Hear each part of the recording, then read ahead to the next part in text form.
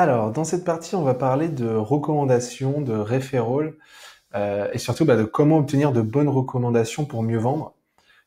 C'est vraiment la recommandation, c'est vraiment un des plus gros leviers pour générer de la croissance, que ça soit pour une start-up, une entreprise ou même un indépendant, hein, pour nous en tant que freelance, puisqu'en fait, il y a pas plus puissant que de voir quelqu'un qui dit bon bah cette personne elle est super, j'ai travaillé avec elle, etc. pour créer de la confiance et donner envie à d'autres personnes de travailler avec vous. Donc c'est hyper important, on va traiter de ce sujet, et je vais vous donner pas mal de tips sur comment maximiser l'impact des recommandations et surtout comment obtenir des bonnes recos. Alors, déjà, c'est quoi une bonne reco?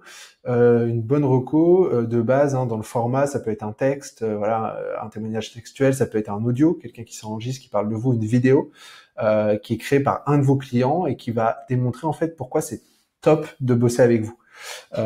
Et du coup, quand je dis top, il faut généralement ces trois piliers qui vont être importants. Ça va être la reco qu'elle mette en avant votre expertise, donc à quel point est-ce que vous êtes bon dans ce que vous faites, votre fiabilité, c'est-à-dire à quel point est-ce que on peut avoir confiance en vous, et la sympathie, ça c'est le côté social, etc., qui est hyper important pour un indépendant puisque c'est souvent ce qui va nous démarquer d'une grosse agence ou d'une entreprise de service, puisqu'on est les clients traitent directement avec nous, donc c'est important qu'il y ait un bon feeling. Et du coup, quand vous arrivez à trouver ces trois éléments dans la reco, c'est hyper puissant pour convaincre un prospect de travailler avec vous.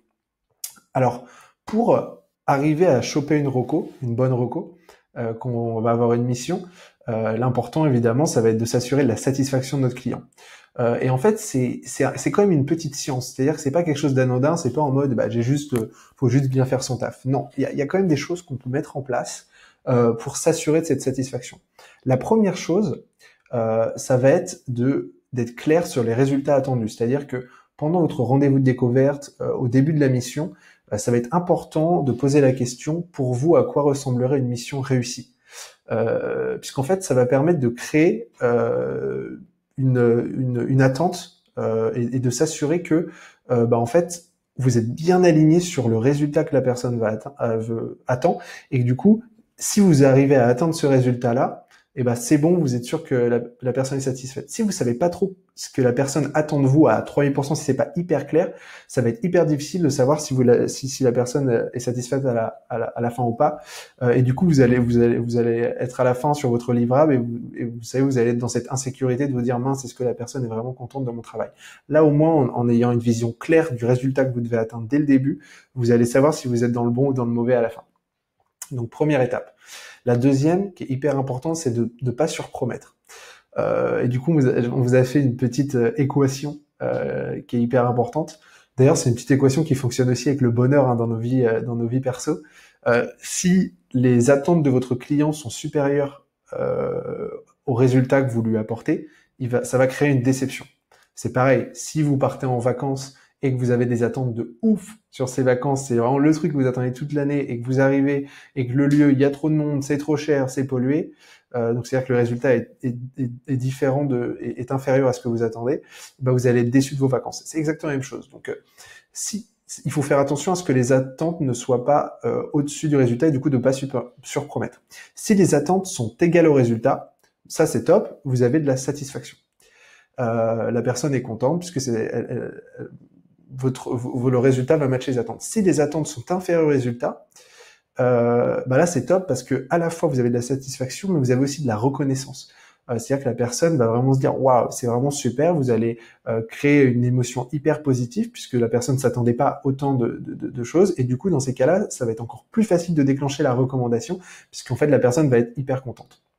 Et du coup, un des moyens, et on arrive sur le troisième point ici, d'arriver à générer cette équation attente inférieure à résultat, c'est de faire un extra mile. C'est-à-dire que dès le début de la mission, vous n'allez pas forcément mentionner tout ce que vous allez faire. Il y a des choses que vous allez mentionner forcément puisque c'est primordial dans la mission, mais il peut y avoir des petits trucs que vous mentionnez pas. C'est des nice to have, c'est pas des must have, mais c'est ce qui va faire la différence où la personne à la fin va dire waouh, ouais, c'était vraiment top.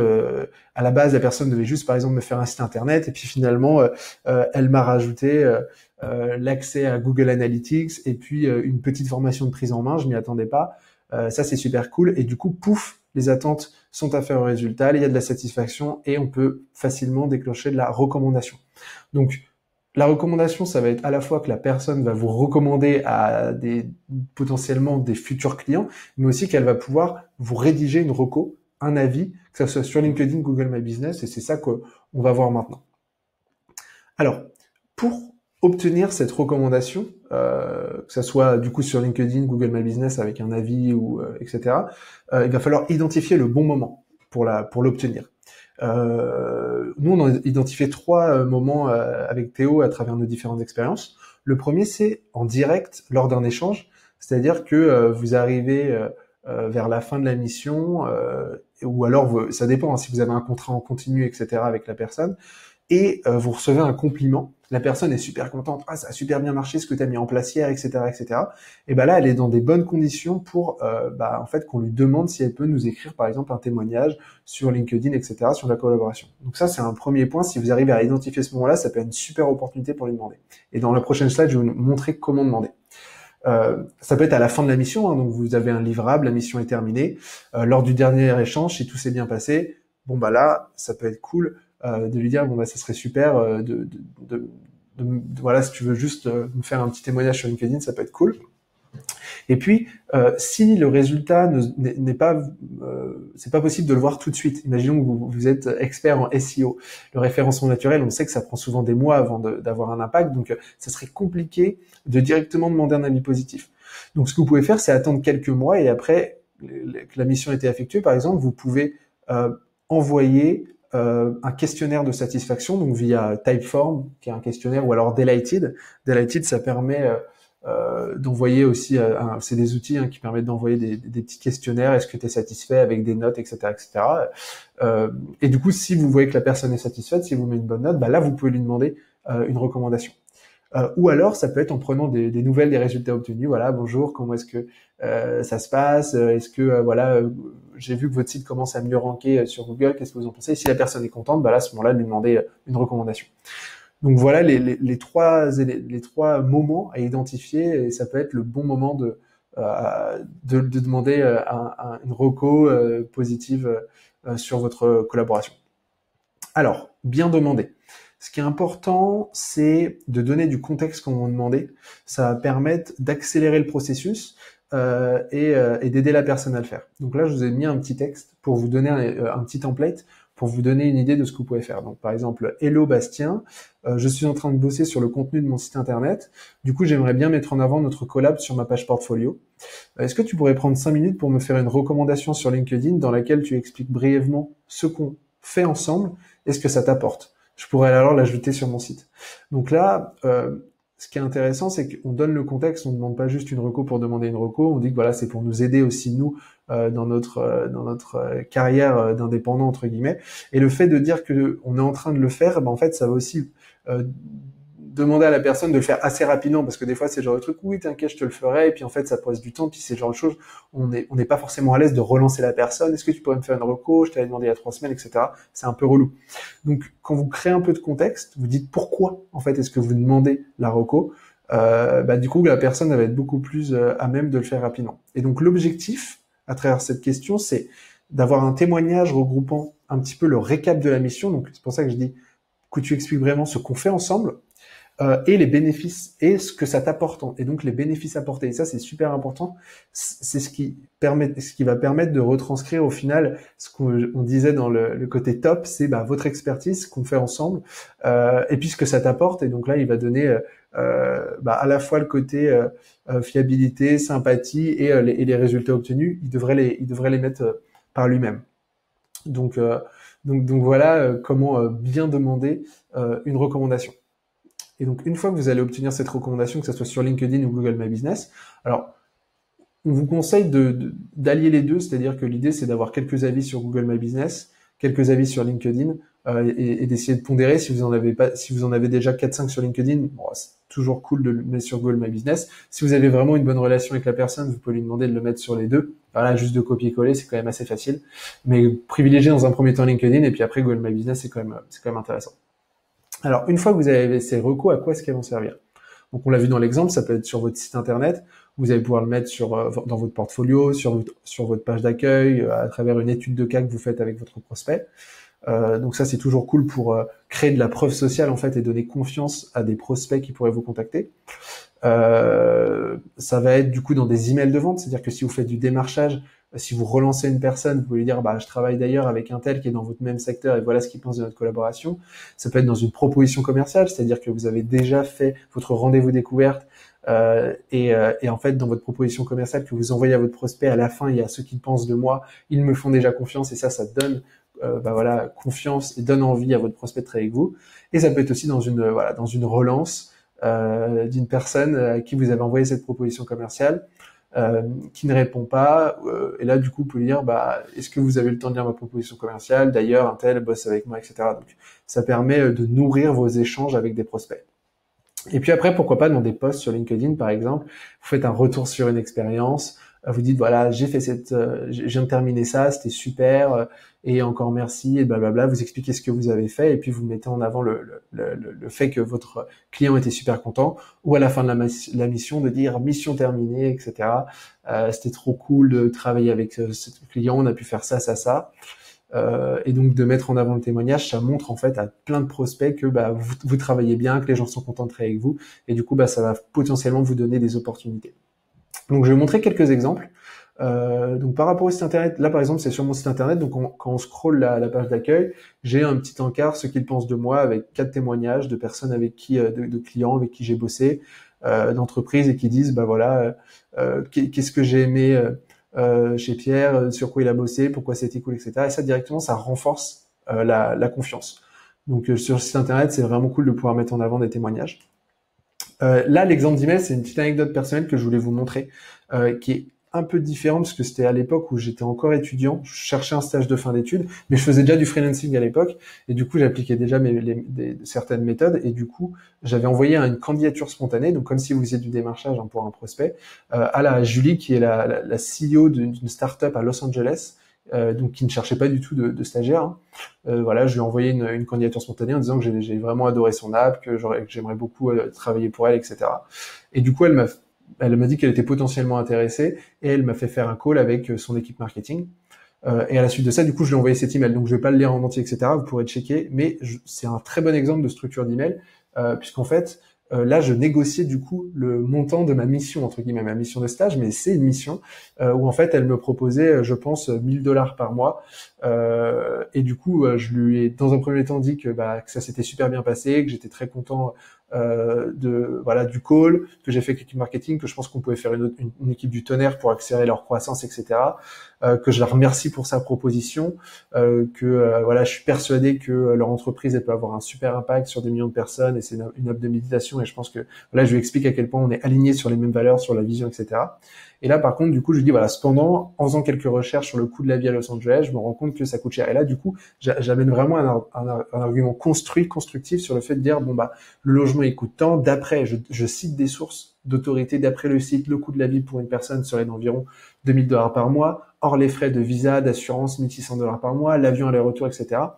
Et du coup, après, je dis, je comprends qu'en tant que startup, chaque dollar est important et doit procurer le meilleur retour sur investissement possible. Donc ça, c'est le genre de choses que vous pouvez dire à un prospect. Voilà, je comprends que chaque euro investi, c'est important pour vous. Mais je souhaite donc te partager la recommandation que je viens de recevoir aujourd'hui de la part de Swanton Fish, la CEO, lors de mon dernier stage. Et donc là, vous pourrez dire, je souhaite te partager le témoignage de mon client avec qui j'ai terminé une mission.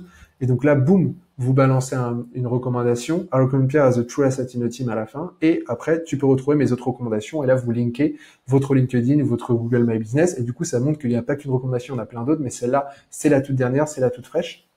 Et du coup, vous voyez, c'est vraiment un email qui est hyper construit sur de la négociation de budget. Et du coup, à la suite de ça, elle m'a remercié pour le professionnalisme de mon email. Et du coup, elle a passé sa proposition de $1000 par mois à $1500 par mois en payant mon visa et mon assurance de $1600. Et elle m'a proposé, si le stage se passait bien et qu'on atteignait les objectifs, un bonus de $4000 à la fin, ce qui s'est passé puisque le stage s'est très bien passé, j'ai reçu un bonus de $4000. Vous voyez, je suis passé de 1000 à 1500, plus $1600 de visa d'assurance, juste en construisant un email, alors que j'aurais pu me dire, mince, elle me propose que $1000, non, c'est pas possible, ça va pas rentrer dans mes frais, je pourrais pas me permettre d'aller travailler là-bas. Et du coup, en utilisant la recommandation, le referral, en construisant bien un email, en disant que voilà, on est aligné sur les mêmes valeurs, on a le côté très sympa, etc. Ben, on peut arriver vraiment à négocier des budgets, etc. en tant qu'indépendant. Donc là, c'était quand j'étais indépendant à côté. Là, c'était pour un stage, mais c'est vraiment le même état d'esprit. Ça fonctionne de la même manière. Donc, je voulais vous partager. C'était une anecdote perso. Et j'ai retrouvé ça dans mes emails en bossant sur cette partie. Je me suis dit que ça serait cool de vous partager ça. Donc, ça fonctionne d'utiliser vraiment les recommandations à bon escient dans des emails de relance et démarchage, etc. LinkedIn, du coup, l'exemple de Théo, qui donc je pense que je vous l'avais montré dans la partie créer des posts engageants sur LinkedIn. Là, du coup, c'est Théo qui avait fait une journée de formation à Ferrandi, et du coup, à la fin de la formation, vu que tout le monde a trop kiffé et qu'il est resté limite 1 heure de plus à parler, etc. Bah, du coup, il a envoyé un lien sur LinkedIn en disant, bah voilà, est-ce que vous pouvez me faire une recommandation? Ça serait trop cool. Il a reçu genre plein de recommandations des élèves.